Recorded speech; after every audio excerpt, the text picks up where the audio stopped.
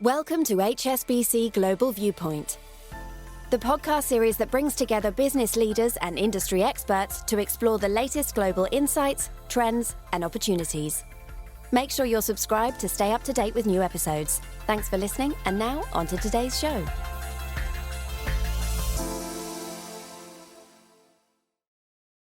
Hello, and welcome to our GEMS 2023 panel on digital innovation, specifically focused today on generative AI in capital markets. Some of you might have been with us last year where we just talked about AI and machine learning. This is almost, the next step, and we'll see a lot has happened in a year. My name is Jeff Wertheimer. I am the global co-head of electronic sales and the Americas head of distribution platforms. We have three domain experts here today. I'm going to introduce them if that's okay, and then we're going to ask some questions. So in no particular order, we have Dr. Dara Sasulski. Dara is the head of AI and model management for markets and security services. She's led a variety of teams specializing in data science, analytics, and modeling, so she's a good person to have with us today. She also has a neuroscience PhD from Columbia University, which I think is actually relevant as well. She then went on to the University College of London on a fellowship from the Royal Society. So Dara, thank you for being with us. Thank you. Next, we have Mark McDonald. So Mark is the head of data science and analytics for HSBC Global Research. Mark's the lead author of HSBC's flagship quant publication, Data Matters, and is responsible for our proprietary risk-on, risk-off analysis, surprise indices, and the Little Mac FX valuations. Mark also advises investors on building systematic models and applying machine learning techniques to financial markets. So again, another good expert here, someone who's out talking to clients and will not just have an HSBC view, but will have a good sense of what's out there happening with our client base. He has a applied mathematics degree from the University of Oxford, a doctoral degree. And last but certainly not least is Tom Croft. So Tom is the head of EFX options distribution for markets and security services. He runs the distribution for electronic FX options. He has an MA in math from Edinburgh and an MSc in maritime engineering from Southampton, which I think is the most interesting degree I've heard. We'll find out if that is relevant or not. But what is very relevant is Tom is the lead on a new HSBC product called AI Markets that is employing some of the technologies we will talk about today. Without further ado, let's get started. I appreciate people have different levels of understanding, but let's just make sure we're all on the same page. So Mark, I'd love to start with you if that's okay.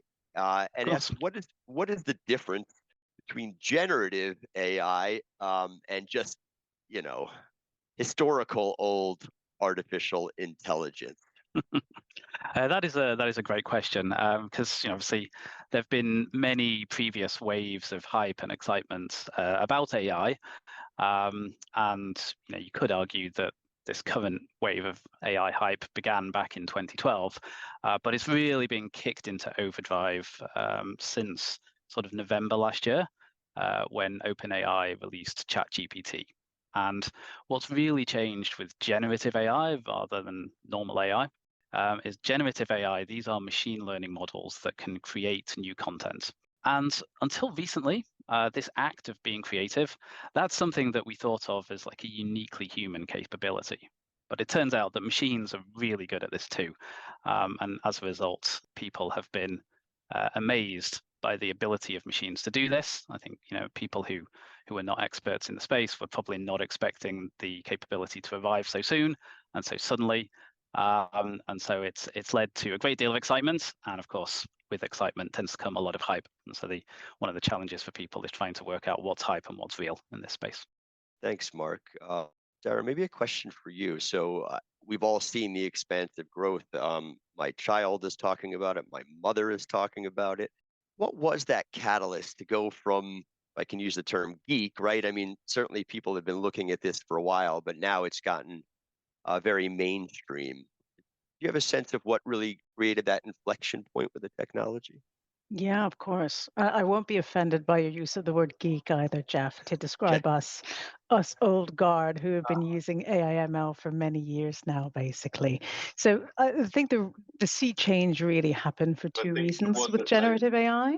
First is that it's widely applicable. So, like you say, the reason that your kids or my husband won't stop talking about it is because for the first time, I think that people realize that these tools can be used for use cases that aren't the traditional purview of kind of analytics and data. So these are things like Q&A, chatbots, summarizing documents, creating content, images, music, what have you, basically.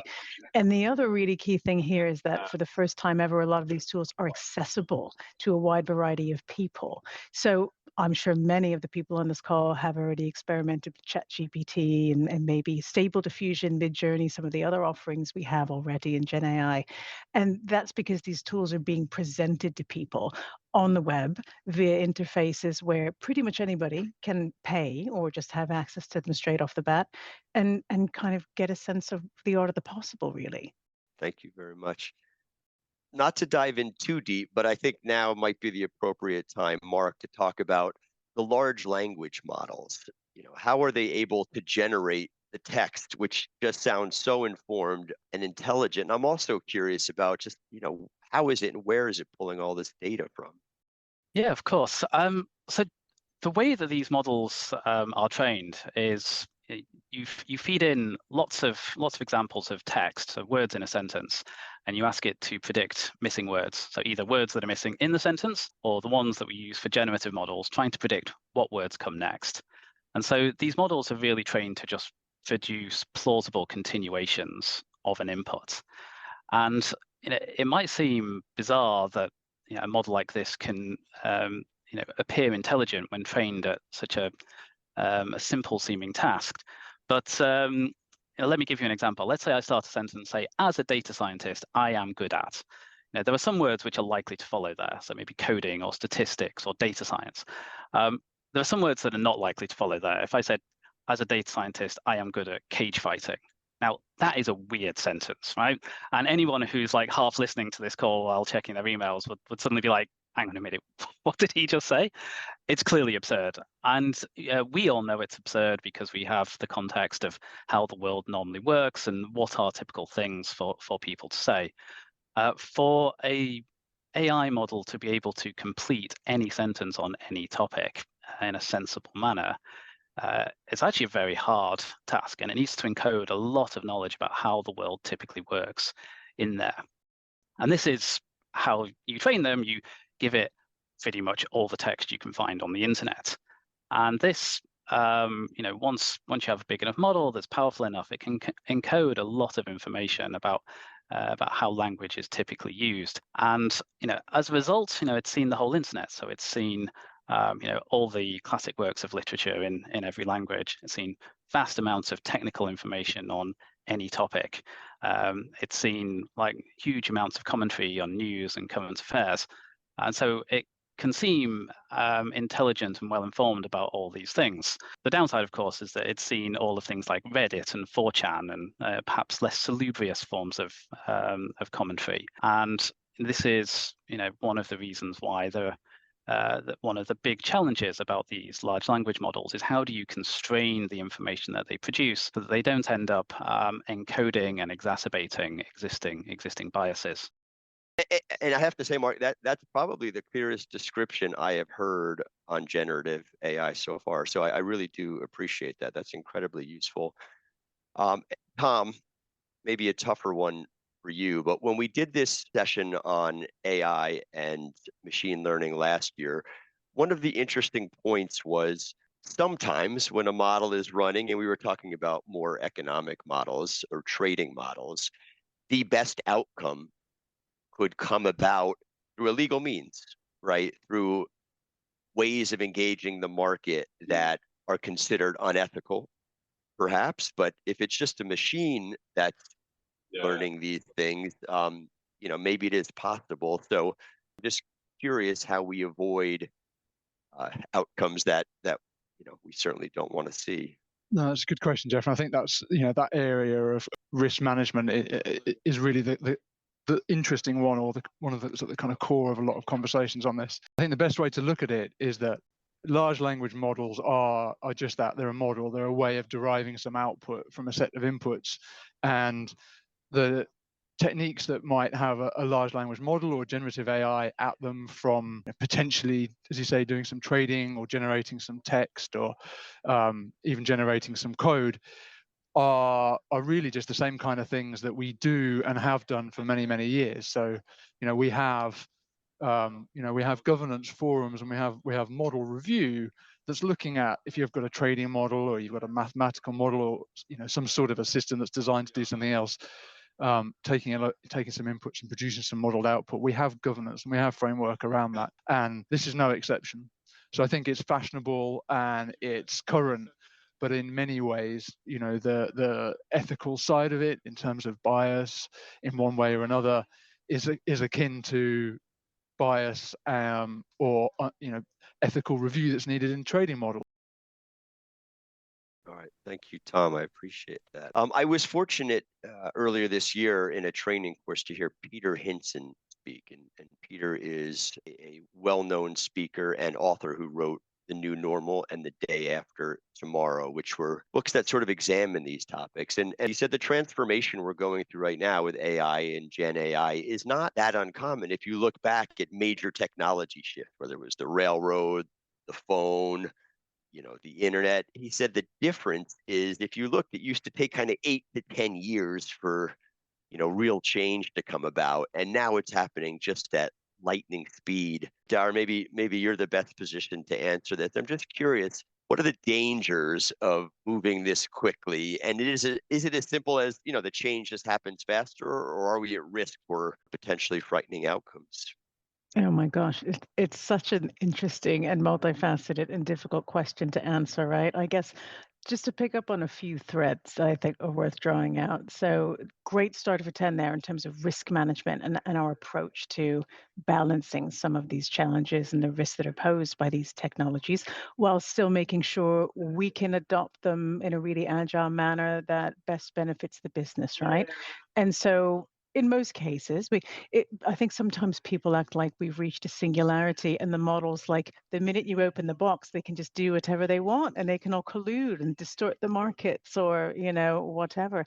In reality, it's a lot more rote, and we have really well trod risk management frameworks and processes for model development and moving models into production, and then monitoring models to make sure they're performing as expected, and nothing is biased outputs aren't being produced and everybody's behaving properly. So that's the thing that I think it's worth just reminding people, because sometimes when we talk about generative AI, we think it's like we're unleashing some kind of beast, but in reality, at least at HSBC, it's certainly not the case. Thank you. So now we've level set what Gen AI is. I actually probably understand it a bit better than I did when I went to bed last night. I'd like to talk a little bit more about how it's being used today, and then we'll kind of work our way into what does that mean for the markets. Maybe it's a better question just to say, is it used today, right? So I know AI is used in capital markets. Is generative AI really used in markets today? And actually, I'd like to hear from Mark and Tom. Why don't we start with Mark? But I'm curious what Tom thinks as well. Yeah, of course. So I think, as Dara said, people have this idea that something like ChatGPT can do anything now. And so there are definitely people who think the way generative AI will be used is it will come up with your trade ideas for you, and it will pick the stocks you should be investing in, and it will do the research for you. I think that is unlikely. As I mentioned earlier, these models are trained to produce plausible sounding continuations of text. And what that really means is that they're trying to come up with words that are the sort of things that everybody else would say. Now, as an investor, if you do the sorts of things that everybody else does, then you tend to get the same results as everybody else, in which case you may as well go for a passive investment product. It seems unlikely that a generative model will by itself come up with ideas and investment ideas that lead to outperformance. Having said that, generative AI is having a huge impact on financial markets today, and there are kind of several ways that that's happening. So one is, obviously there are some sectors like tech and semiconductors where the prospect of potential future earning streams from generative AI are having a significant impact as those future earning streams are being priced into to asset prices today. And then the sort of second round impact, I would say, is that if you had to summarize what generative AI is likely to do in a sentence, it's that it will dramatically reduce the cost of producing content. So any industry or any sector or any section of a company which is primarily involved in producing content is likely to be severely disrupted. And so probably the winners and losers within those sectors of the economy are likely to be those that can use this technology more effectively in order to make their existing workforce more effective in producing this content. Good content? Will it produce good content or just content? Right. I'm sort of curious based on what we're saying is it's really good at following patterns, right? I think if I think of what our HSBC research team does today, it's it certainly looks at patterns, but then we come up with our own ideas. Just curious if it can get there or there's a level it will never touch. I mean, never's a dangerous word, given the pace of change in this area. I mean, if you look at the sorts of things that ChatGPT can do, or models like that, people have this idea that it's just reproducing exactly the same stuff it's seen before, but it's not quite doing that. It is more creative than that. It shows elements of genuine creativity, but it needs somebody to provide the kernel of a great idea. So you need to tell it what you want. And you can tell it to do something ridiculous, like please answer all these questions in the form of a haiku, and it will do that. It's clearly not reproducing haikus about this subject. It can be creative, but it didn't come up with the idea to do it all in the form of haiku itself. Basically, the way I think about these technologies is they're kind of like autocomplete on steroids. You could give it some bullet points what you want, and it will produce coherent text. You could say, please reformat that existing text that I created in the form of a Twitter thread, or like the script for a video. You can use the image generation models to produce like visual assets for slides in a PowerPoint deck. And I think for many investors, it's quite a rare investor that would have the luxury of being able to come up with an investment idea and then just immediately go and implement it. Generally, you've got somebody that you've got to go and convince, whether it's your boss, an investment committee, you've got to convince end investors to give you capital to invest. Somebody needs to be convinced. And so the process of coming up with investment strategies and then getting them implemented for many people will involve creating some kind of content. And I think generative AI can help a lot with that sort of area. I think actually a more urgent problem for investors at the moment is trying to sort out, is what's priced in currently for stocks that are strongly influenced by this technology, is it appropriate or is it hype? Because we've seen with previous waves of market excitement about disruptive technologies, the market tends to get excited too early. Now, in this case, I would say that it's not too early. It's this technology is, it's technology that is widely available. General consumers can get easy access to this technology. So it's not like some disruptive technologies where people get excited about it years before it's come to fruition. But the longer the excitement goes on, there seems to be a tendency for markets to either price in too big an impact, or price in an impact too early, or to price in an impact that will happen, but will actually be a winner-take-all kind of impact. And they price it in broadly, so all the stocks in a sector see the benefit from it, even though in reality, one or two of them will end up dominating as a result of the new tech. So that's kind of how I see it influencing markets at the moment, but interested to hear what Tom thinks.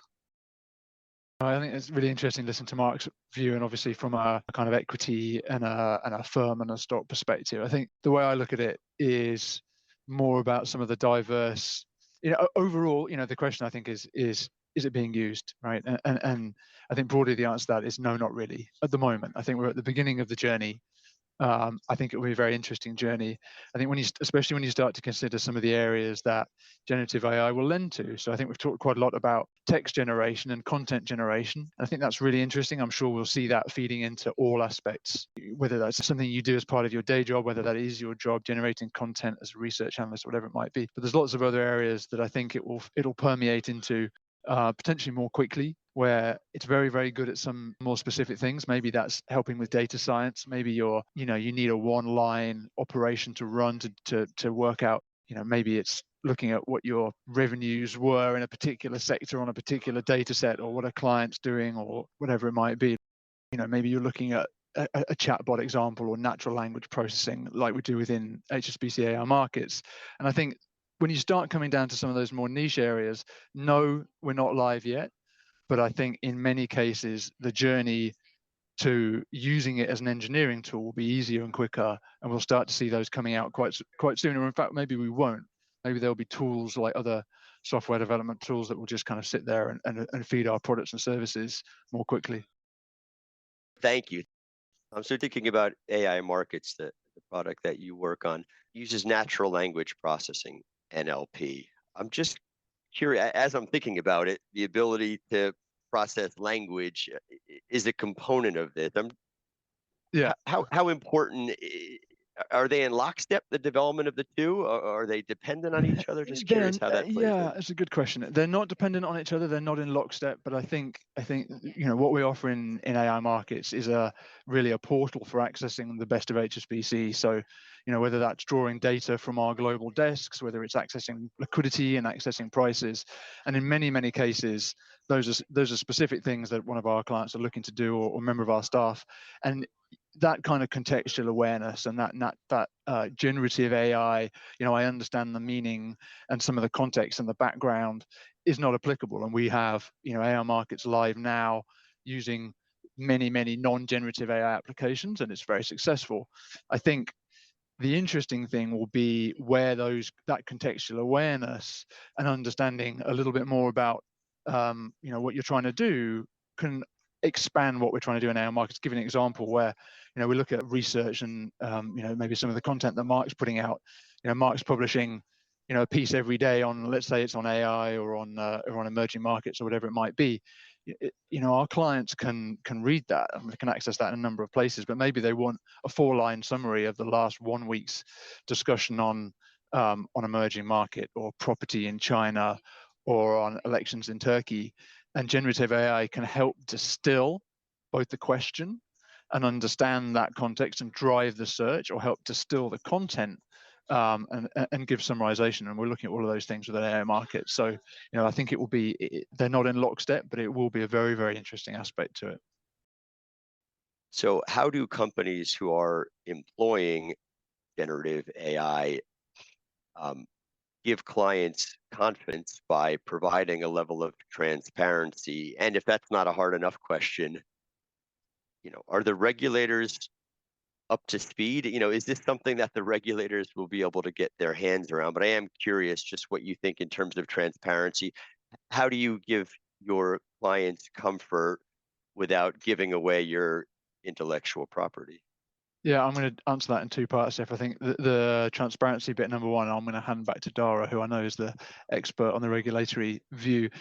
For me, I think when you're thinking about transparency, the first thing to think about is how much are you asking for of your generative AI? So I think, if you're saying, tell me everything that I need to do and I need to know about the world in 3 sentences, and you don't look at anything else, you're asking an awful lot of a model and obviously, the accuracy threshold on that needs to be very high. So the first thing I'd say is, where we're looking at it in practice, we're looking at it on the applied AI side, is to try and keep those use cases small and succinct. And we're asking for individual things where the measurement of transparency is easier, right? And that might be, give me some news or give me some commentary on something. And there, rather than relying on on that 3-line output, for example, we'll provide the references. And I think that kind of traceability, yes, you've got a 4-line summary of what's happening in the market. Here's the 6 links. I won't name names, but to some well-known news sites that's going to explain away where I got that content from. So you've got that summary, but it's not a black box, right? But I think having that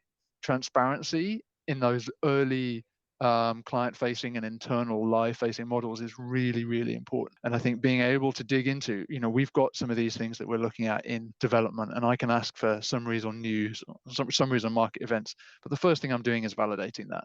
So if I see there's been something interesting happen in my 2-line summary, or eight bullet points that I've asked for to summarize a particular piece of market activity, the first thing you're doing is cross-checking that and you're understanding the detail behind it. And I don't think that's just for me. I think that would be for in all cases, with this kind of thing, that transparency from front to back is something that's going to be really key. And also, I think that's a place that we can differentiate ourselves, because if you can have an implementation that's not a black box, you're using some of that generative AI technology under the bonnet, but you can provide those references out to the world to allow people to a certain extent do their own independent research. You can provide that reliability and that confidence, that your distillations are right. Dara, to the regulatory point, let me hand back to you. Sure. I actually think the regulators, particularly in the US, are being very clever about how they proceed with requirements for two things in particular, which everybody has probably heard about in the context of AI and ML.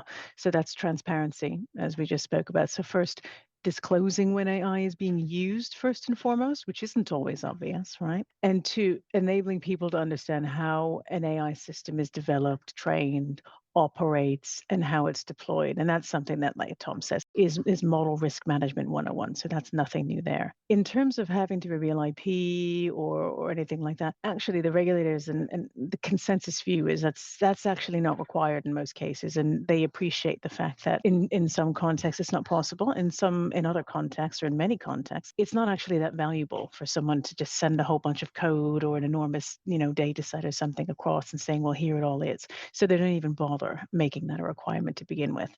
And a lot of the way regulators, certainly in the US, are proceeding as well, is to look at that question of, okay, we know that a lot of risk management frameworks already exist: model risk management, data risk management, third-party risk, all sorts, right? What are the gaps? Are there any AI-specific gaps that need to be plugged here?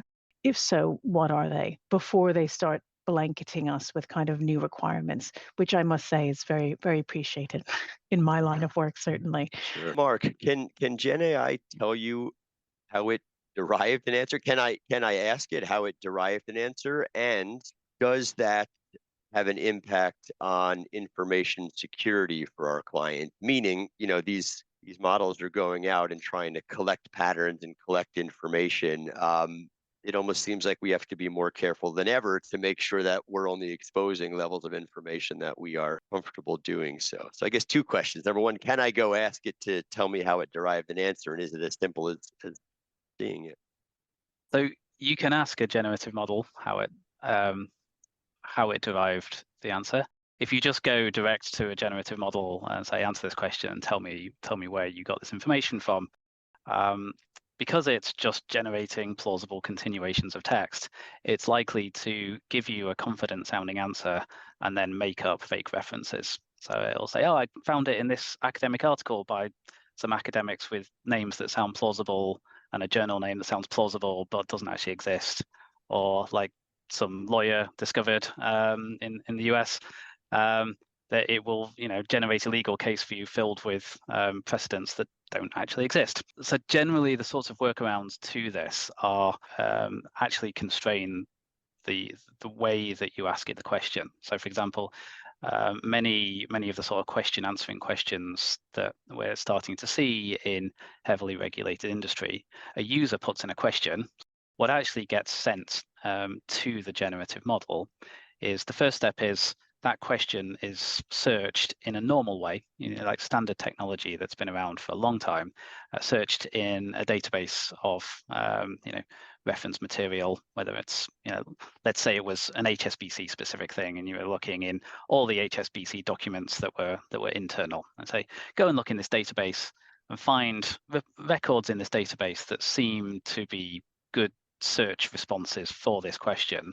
And then what actually gets sent to the generative model is, please answer this question using this information. And then what the generative model can send back is hopefully the generative response will then take the little snippets of information that it's given and answer the question just using that, rather than making things up. And as Tom was mentioning earlier, the system can be built in a way that will show the links and say, like, if you want to go and verify this information, this is the information which a standard search would say should answer these questions. So you can actually go and, if you want to interrogate this in more detail, you can read the raw source material yourself. That seems to be a much safer way than just asking the model, because the model It's trained on everything that humans say. Humans sometimes lie and make things up too, and that is the downside. Mark, Dara, Tom, thank you so much for your comments. Generative AI, emerging technology, these are things that clients are looking to understand. I think we've started a conversation here. You guys have given me a really good sense, first of all, of exactly what is generative AI. But I think I have an understanding of where we are on the continuum. And it feels like there's value to be derived today, but it's nothing compared to the value that we're going to see play out in the course of the coming days, months, and years. So I look forward to updating, hopefully sooner, but if not anything else, on the next GEMS panel in the following year. And I can't wait to see how far we've gone. Thank you for joining us at HSBC Global Viewpoint. We hope you enjoyed the discussion. Make sure you're subscribed to stay up to date with new episodes.